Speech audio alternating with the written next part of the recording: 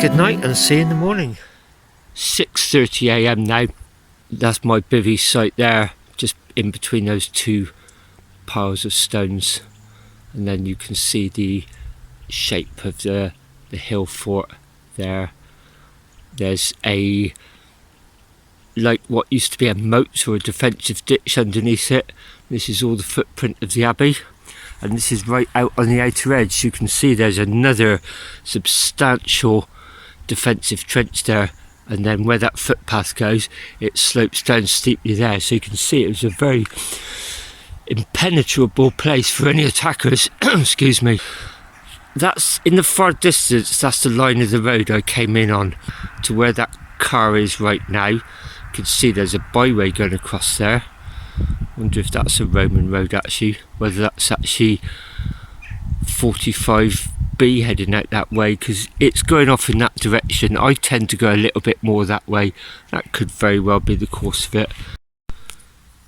When I got into bivvy last night, it was still quite windy and the tarpaulin was really flapping about. My ground sheet, I'd secured it over the bikes. Again, I thought it may rain last night because there was a lot of rain forecast yesterday. I seem to have missed that. This morning it's very still up here.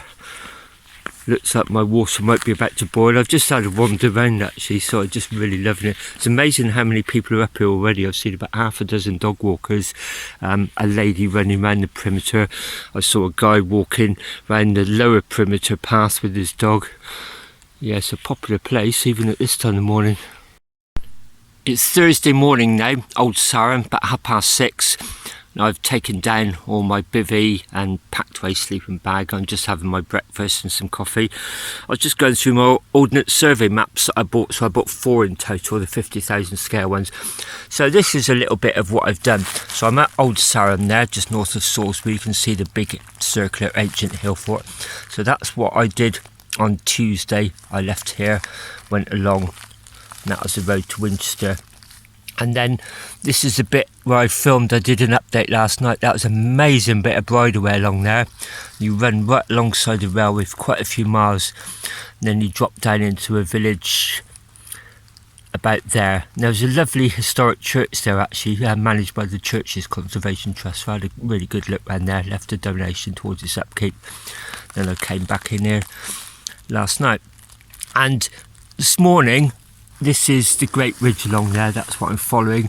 You can see the Wiley Valley up there and the Nadder down there, and I'll probably carry on along there, and then before I drop down to Sutton Veny and start heading north to Bath. But I just wanted to show you probably my favourite bit of the trip so far. So this is a very old map. It doesn't even have the M3 going any further than south of Basingstoke. In fact, that's all the M3 now down there. And so consequently, this A33 road is virtually empty, and even the dual carriageway sections were virtually trafficless. You got the occasional tractor. Having said that, when there was the odd car, it really zoomed by quick. And that's where I had to shelter from some quite heavy rain for about 90 minutes. So consequently, I hit that busy junction there at rush hour. And as I was approaching, I thought, oh, that looks absolutely horrendous with all the spray and the cars had their lights on. And just instantly, I got sent on this bridleway, which just missed it altogether. And I remember thinking, this map is well over 40 years old. That Basingstoke will have expanded by now. And it hasn't. It really has got that straight edge, which is the course of the old Roman road, 42A.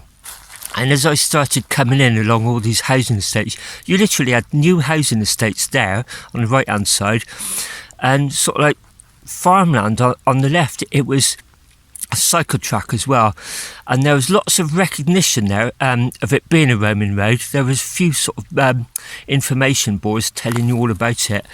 And just suddenly the sun came out, and it was just a lovely evening making my way up to Silchester up there.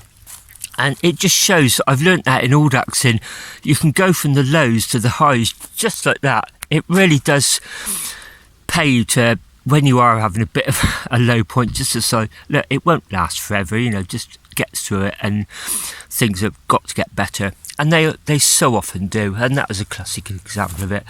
And conversely, when things are really good, I've learnt now just to really enjoy the moment, because again, the good moments don't last forever as well, so I really try to savour them these days. Anyway, it looks like my water's boiling. I'm going to have my second cup of coffee and get my breakfast on. I've just brought my coffee up so I can just enjoy it, looking down over this amazing view. And the more I think about it, the more I think that actually might be the course of Margary's 45B, because when you read Margary's Roman Roads of Britain and he describes this, says he thinks that, conjectures that maybe it went straight out westwards and crossed the River Wylye, maybe somewhere near Wishford. I can't do that obviously because there's no bridge there. I mean, maybe the Romans forded it, I don't know. So what I do is drop down that minor road running along there, and then you snake through a footpath through a residential area, can't remember the name of the village, and you cross the River Avon. Then there's a really nice little footbridge I'll show you later on, and then you work your way into Wilton, and of course there's bridges there, and you start heading north-westish up the Wylye Valley, and just north of Wilton itself you fork left, and that's what takes you up to Groveley Woods, and you get onto the Great Ridge there. So whether the Romans went, bearing in mind the Romans went straight over things and straight up hills, whether they went straight across and got up a much steeper way onto the Great Ridge, don't know. But when you read the books it doesn't always make sense, and then when you see it on the ground you think, yeah, right, that figures. 8:40 a.m. I'm ready to go, all packed up, absolutely no trace left whatsoever. Unless you'd seen me up here, nobody would know I've been. Got all my rubbish in a carrier bag firmly bungeed to the bike. Be getting rid of that at the first opportunity when I see a bin. As I now sort of come to think, Margary's 45B probably went straight across there, that farm track. But my route is taking me down. It's pretty precipitous, but there's a gravel track I can snake down.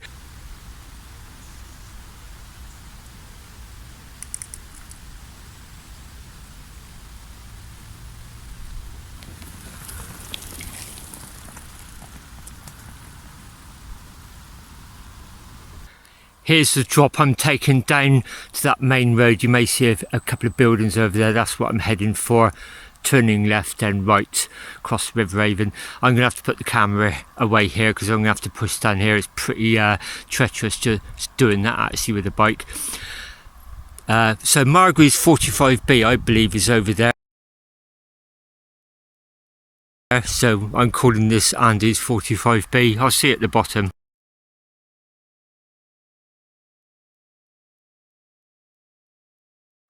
I'm now at the foot of Old Sarum. You can just see it up there through that gap in the trees. Zoom in. That's where I've just come down from. I think the village is called Stratton or Stratford Sub Castle. And then you snake through here, this river crossing. Not today because I'm sort of quite keen to get home and see my darling wife, but one day I'm going to come back, have a look round Old Sarum and investigate what I think might be 45B and see if there are any fords or bridges across. So I'm heading this way up that line of houses across there. You cut through a driveway, drop down the other side and you go through a nature reserve. I filmed all this on a previous video, so if you're interested in this part of the route, I'll put a link to that up in the top right hand corner. I've just made my way through Pinewood Way, little nature reserve across there, lovely up here. And I'm passing through Bemerton. I've just stopped at the Premier Express stores.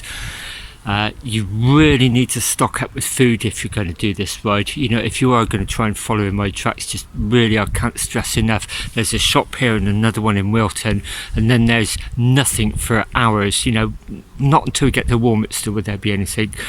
So any cyclist will know cycling and hunger are not compatible companions.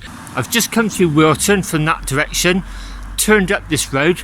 This is the Wylye Valley Road that parallels the river on one side, the railway that keeps snaking across it, and the A36. It's the main route up to Warminster, but I'm heading that way up onto the Great Ridge.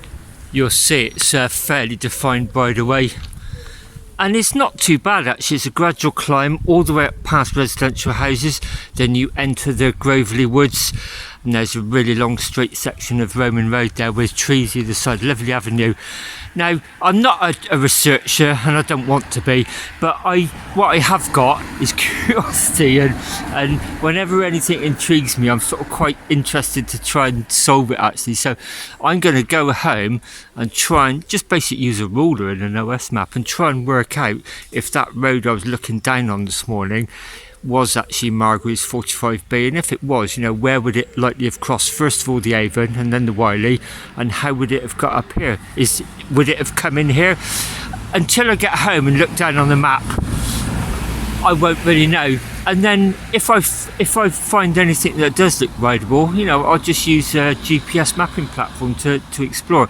I don't for 1 minute think I would be able to replicate it getting across the two rivers, but who knows, there may be footbridges. Anyway, meantime, up here, I'm really looking forward to Grovelly Woods. I'll see you up there.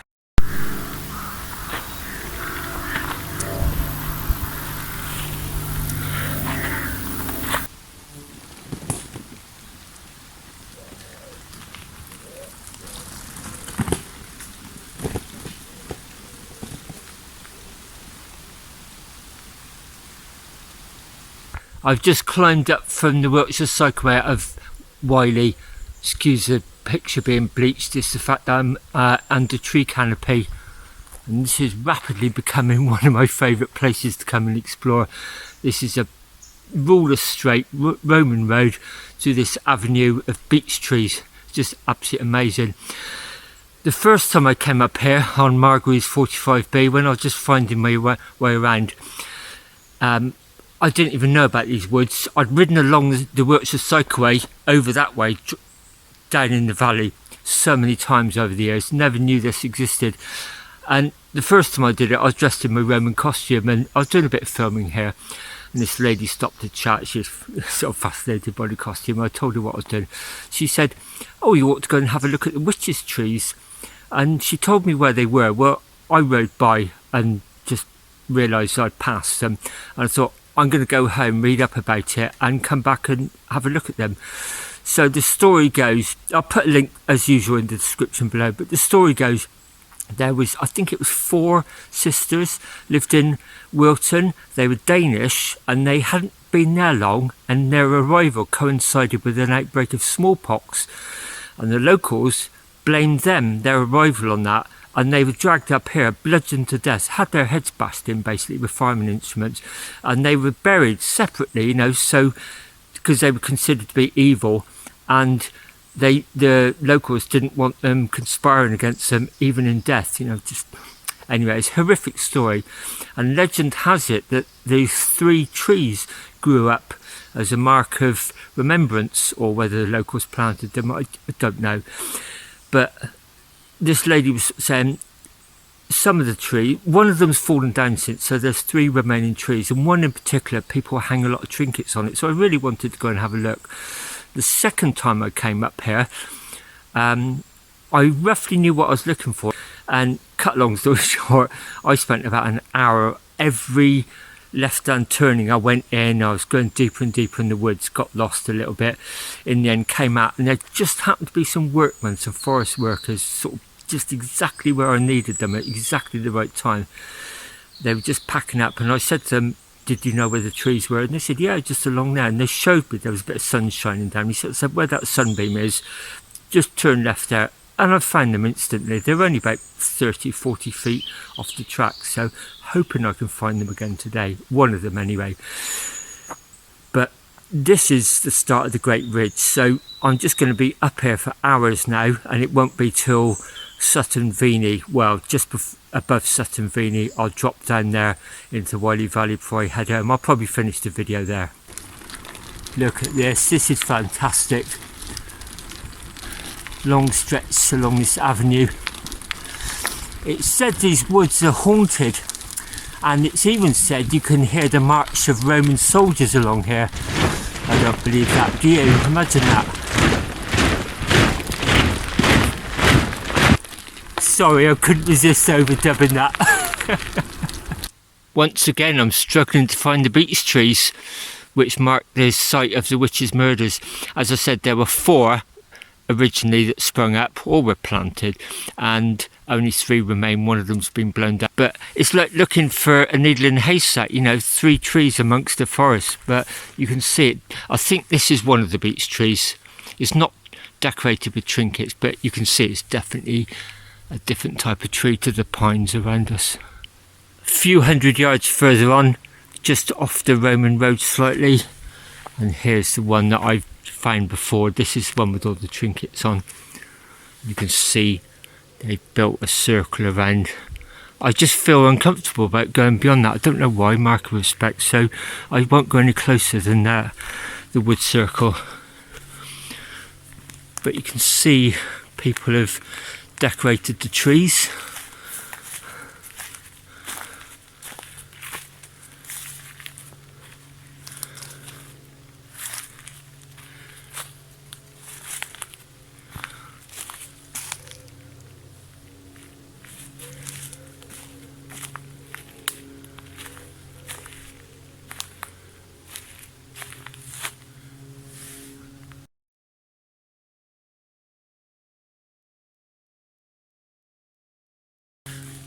There was some of mine from last time. When I rode the Forestry, I wanted to make my bike up a bit like a chariot. My mate Denise said you ought to bling your bike up if you're dressing up. So I thought, how could I make it look like a chariot? So I got these MDF horses, well, they were unicorns actually. I just sawed the horn off and painted them white, attached them to the front of the bike, and I got loads of this gold ribbon, and I wondered afterwards what to do with it. I just don't want to chuck it away. Would I ever reuse it? And I thought, I know what I'll do. I'll bring them up here and add to the trinkets. So yeah, it's my ribbon from last time.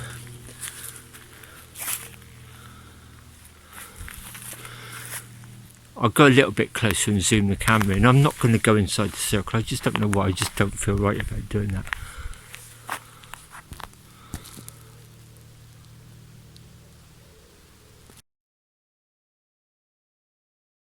It's a beautiful tree. It's almost got a life of its own.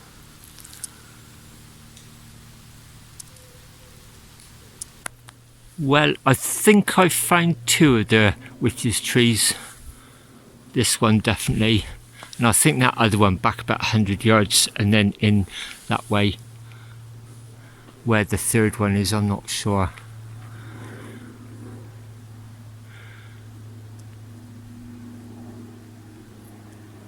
So peaceful up here, just hear an aeroplane going above.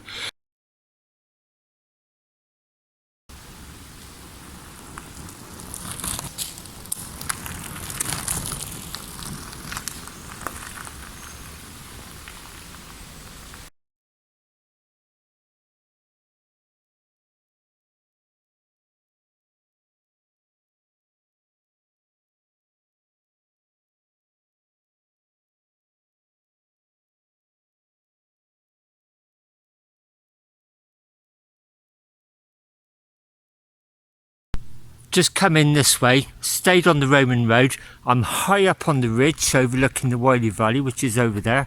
This is one of my possible drop-off points. So what I could do is turn right here on this minor road and drop down steeply into the village of Wiley. And to give you an idea of the geography, so Salisbury's that way, Warminster's that way. There's a road running over this hill, following the River Wiley, all the way into Warminster. That's one of the legs of the Wiltshire Cycleway. And the village of Wiley is about halfway along there. And I think it's 20 miles between the two, Salisbury and Warminster. So I'm about 10 miles into a 20-mile ride up to Warminster.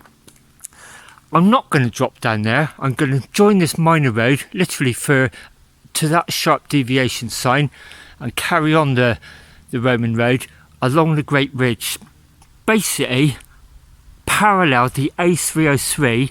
Then I am going to do a couple of miles on it, and I'll explain why. When I first rode Margary's 45B, I wanted to avoid the A303 at all costs, and so I went north. I crossed it at 90 degrees, went north of it, and it was private land, and although it's designated as a byway, I had to decant all the panniers off the bike and crawl underneath an electric fence. I actually got quite a bite on that, and it took a few weeks for that to heal. The second time I did it, when I revisited it, I went south of the O303 thinking, oh great, I can cut off that bit. And all that happened was, yeah, I did cut off a bit of the A303, and I just ended up back where I'd emerged when I did the right hand leg. And then a few hundred yards along the road, you can then get back onto the Great Ridge. So to cut a long story short, I'm not going to do either of those alternatives. I'm just going to put my head down and ride along the A303, probably about a mile or so. And then it's dual carriageway, and there's a central reservation, there's a gap in it, and that's when I can turn right into that and get back on the Great Ridge. I'll show you more when I get there. Anyway, this 10 miles has been mostly through tree canopy, and as I said, I'm going to turn left at that sharp deviation sign and carry on the course of the Roman road, and just in about 200-300 yards it just opens up into open land, and the views are stunning actually. So you leave the tree canopy and it just suddenly contrasts from being quite dark and cool to boiling hot because the sun's come out. It's a nice day now, and just completely open, and you've got a road almost completely to yourself. My friend Will, who knows the area quite well, he's brought out round here, told me the milk tankers use that to service the farms and get on the A303, because obviously it's difficult for them to keep getting on and off it otherwise. So it runs parallel to the A303, and to the best of my knowledge that's actually following the course of Margary's 45B. I'm now on the byway I was describing, where it's very open. So that's the Wiley Valley over there. Just past that hedge line there, it'll drop down steeply, and that side's the Nadder. This feels like almost like a runway or like an airfield sort of surface quality. As I said, my friend Will said to me that he thinks it's for the milk tankers to service the farms, so that sort of makes sense really. So the A303 is actually, well, it's coming in at an angle, or we're coming in an angle to it. As I said, I'm just going to turn left on it, ride a mile or so, and then turn right off it to get on the Great Ridge. I'm getting really hungry actually. I've just started tucking into my chocolate cookie biscuits. I'm looking forward to lunch. Before we get to lunch stop, we passed the site of a fatal air crash, and there's a memorial there, so I'll talk to you there. But before that, it just gets better and better and better, so I'll try and sort of explain it to the best of my ability as we go along. Just skirting around this little paddock with all these llamas. They were all lying down. I know what llamas look like when they sleep actually. They look like swans in flight. Their necks are really long along the floor. They got up as I came by and got the camera out, so I hope I'm not scaring them. I was talking to a farmer out near Stony Litterton. I've been doing a wild camp up at the Long Barrow, and he had these llamas, and I sort of said to him, oh, have you got them for the wool? And he said no, he actually inherited them from a local farmer who had passed on. And he said, no, I got them for the foxes. And I said, foxes? And he said, oh yeah, they're really good at protecting the sheep actually. They literally will rip foxes to shreds, and yet they'll just graze peacefully alongside sheep. Oh, there's one of them lying down. That's what I was trying to describe. You can just see it. That one there. Yeah, so I'm told that llamas are actually quite good at keeping foxes at bay. I've left Margary's 45B for the time being, which carries on that way, and that takes probably over an hour. I can just save myself that hour by just 3 or 4 minutes along here. It's not very nice, as you can see, so I'm going to put all my flashing back lights on. I'm going to put my high vis on and just bite the bullet and ride this section. I've just done a mile on the A303. You join it on single carriageway, and then just before you take this right hand turn, there's a central reservation gap. It becomes dual carriageway, so I had to wait about 5 minutes to filter in, so because it's like bumper to bumper traffic, and of course it evens out here, spreads out a little bit, so getting across you've still got to be very careful. My heart sunk a little bit. I thought, oh no, the gates were all locked. It just got one of those hinged stops there, so I've just decanted the panniers, got them underneath. I'm going to have to just literally pull the gate back, lift the bike over. It's not trespassing as far as I'm concerned, because there's a byway along there. So what you're looking for is just beyond these trees, there's like a radio mast there, so I think this must be the service road up to that. So I put the gates back. So as I said, there's like a hinge lock there. I guess it's to stop new age travellers or unauthorised people coming up here setting up camp. So you can open the gates. I expect you could probably open this barrier, to be honest. I want to leave it exactly as I found it. So the gates are shut. I just lifted the bike over the barrier. Gonna put the panniers back on. This is a good example of why I avoid footpaths normally, because the more often you do that, the more likely I thought I was going to have to climb over that gate to start with. I mean, the more you do that, the more likely you are to slip and really hurt yourself. So as you get to a big open car park, we turn left and rejoin the bridleway. Shortly after the barriers end, I turn left by some farm buildings and I'm on this track, and maybe this shows what's happening. The solid track on my Garmin's, you can see to the right of the screen is Margary's 45B coming in, and we're about to turn right in a second, just loop round it and rejoin it. So Margary's 45B is over there somewhere. We've now rejoined Margary's 45B, so it comes through those woods somewhere. There is a small footpath that goes along there actually, just round that bend. I don't think that's it, it may be, but this definitely is it along here. It's a forestry path, so you need to be very careful along here, because there could be forestry work going on, large vehicles, chainsaws, that sort of thing, so obviously discretion and caution needed. I did try riding that on my first attempt, and as I said at the beginning of this video, I don't claim to be 100% geographically accurate. I'm just trying to get a feel for the road, sense what it would have been like making a journey. Remember, they were 2,000 years old, these roads, so a lot's been built and planted in the meantime. And I did try going through there, and you won't do it without having to bypass around private property, which is why I tried the alternative coming south of it, and that's rideable, but it's very time consuming, which is why I just bit the bullet and rode on the A303. It was mostly downhill as well, so it wasn't even hard work. It would be nice if it was all dual carriageways, at least then you've got a hard shoulder, and also the cars have got much more room to get by. But anyway, back onto Margary's 45B. And here's an information board telling about the Great Ridge. So we are here. You can see the course of the Roman road. And then we're going to be heading along here, round there. That's not rideable. Then I have to go down there and join it there. And somewhere just over here where those two are about to converge, I'm going to have my lunch, and then I'm going to take a byway down out off of the ridge down to the Wiley Valley. That's probably it down there, and then that'll take me down to the Wiley Valley at Sutton Veny, and I'm on the outskirts of Warminster then, about 20 miles home.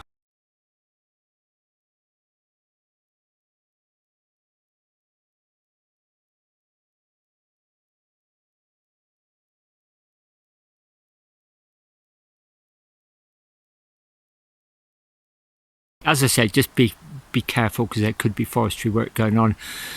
It is a byway, so you've got permission to ride along here. I'll stop and show you the shrine by the plane crash, but I won't do any filming along here. Again, I've filmed all this on the previous two versions of this ride. It's 1:45. I'm just really looking forward to lunch actually. I've come to the end of this forestry section, and the information board here gives a good idea of what we've done. So the Roman road carries on off to our right. That could well be the course fit over there. We are heading this way. We will be crossing it one more time. I wanted to show you this shrine. It's in memorial to an accident on 22nd of October 1963. The people on board were test pilots and test engineers. Everybody was killed. It says the aircraft crashed here 23 minutes after takeoff from Wisley Airfield. All on board were killed. I always stop here, take my cap off just to show a mark of respect, because whenever humans push the boundaries of knowledge, you know, it's challenging and sometimes dangerous, and in this case fatally dangerous, and we owe these people a huge debt of gratitude, and I'm so glad that this plaque has been put up as a mark of respect. We so often take airplane flight for granted, don't we? We hop on our EasyJets zoom off to our holidays, maybe moan a little bit if there's been delay, and you've just got to remember that it all had to be invented. People had to figure out how to do it and take all the risks to work out what worked and didn't work. So just going to spend a few minutes here paying my respect, and then we're going to curve around that way, rejoin Margary's 45B. I'm going to have my lunch overlooking an amazing viewpoint. Well, I've come to the point where I'm going to start dropping off the Great Ridge. So I've come along there. I think at some point I joined Margary's 45B. I think it heads across there. That's the way I followed it before. It could well be this one, I just don't know. Even the experts can't agree where it goes much after here until it gets nearer to the Mendips. I'm actually taking this byway along here, and this just goes straight along here, splits, there's like a wide junction, forks off right and the left. I'm going to take the left one, drop down into Sutton Venie. I was going to have my lunch along there. Twice before I stopped in the gateway along there,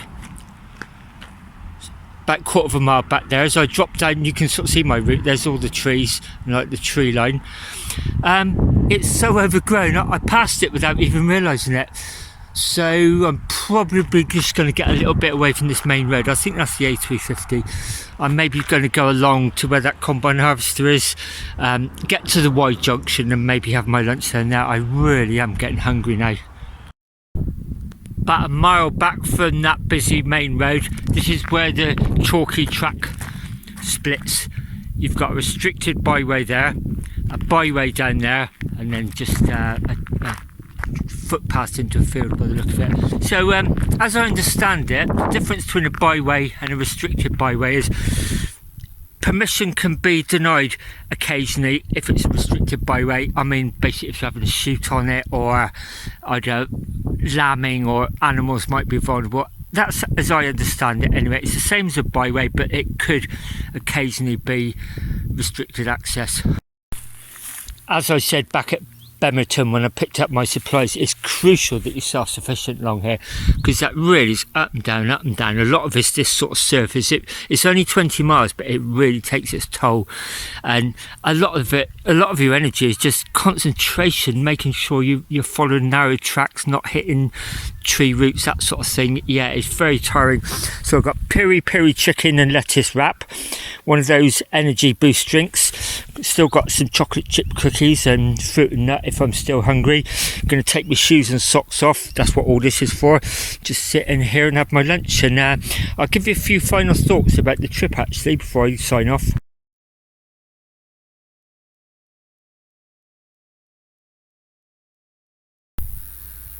I've had my lunch and that really hit the spot. I've got to say it came just in time. I was getting a little bit of an energy low, shaky. Couple of final thoughts actually before I sign off.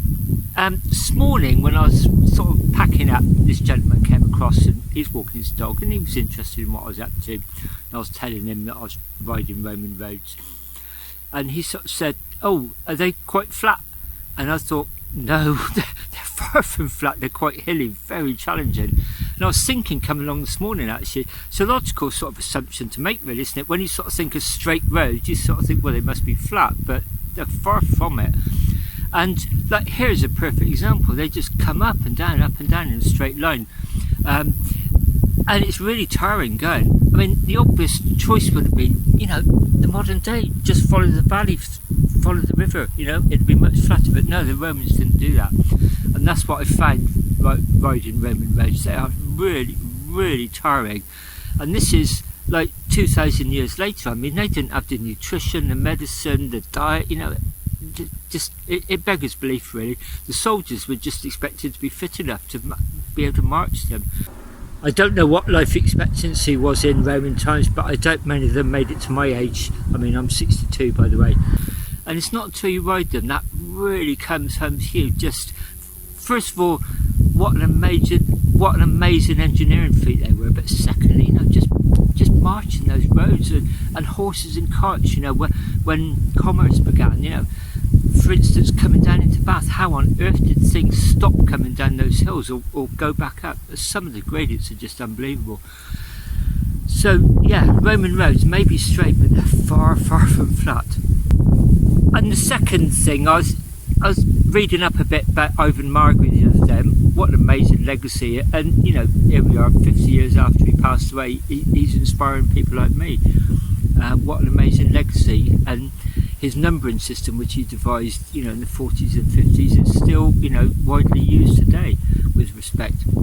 And I was reading up about him anyway, and it turns out I think he was a lieutenant. Anyway, he served in the First World War. It got me wondering, you know, I wonder what sort of experiences he had in the First World War, whether that shaped his thinking, whether it influenced his direction of travel, and I just don't know. But it made me think about it. And it got me sort of thinking, I wonder how many other people would have, maybe, who didn't survive the First World War, who would have gone on to make advances in, I don't know, engineering or medicine, or you just don't know. We'll never know. It just made me realise that some people's legacy will outlive them for long after they passed away.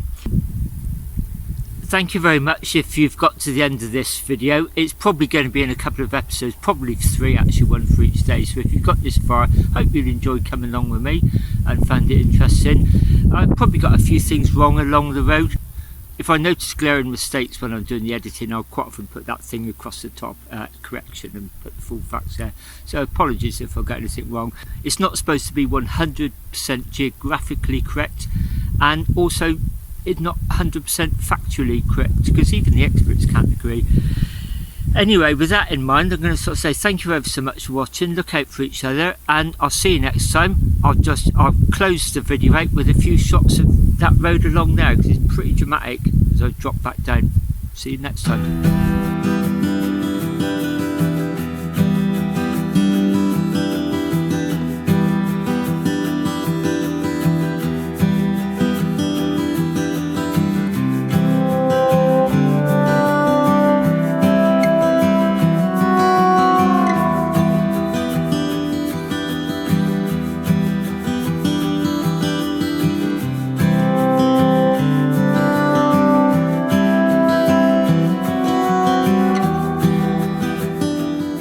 Oh my gosh, how cute! Just dropping down steeply into Sutton Vane. Look at what I've just come across. Quick update about the chicks. I was plunging down steeply with the brakes full on into Sutton Vane, and that's where I saw the chicks, and I was just taking some photographs and a bit of film, and I heard a car coming up the hill. I was like, oh no, they're going to get run over. So I dived out in the middle of the road, flagged it down, and actually the woman turned into that drive there, and she's the owner of the house, and she's telling me the mother of the chicks disappeared a couple of weeks back, and they thought she'd be had by the fox. Actually what happens is it turns out she'd gone into the neighbours' hedge to give birth, and now she keeps trying to take the chicks up there actually. So anyway, all's well that ends well.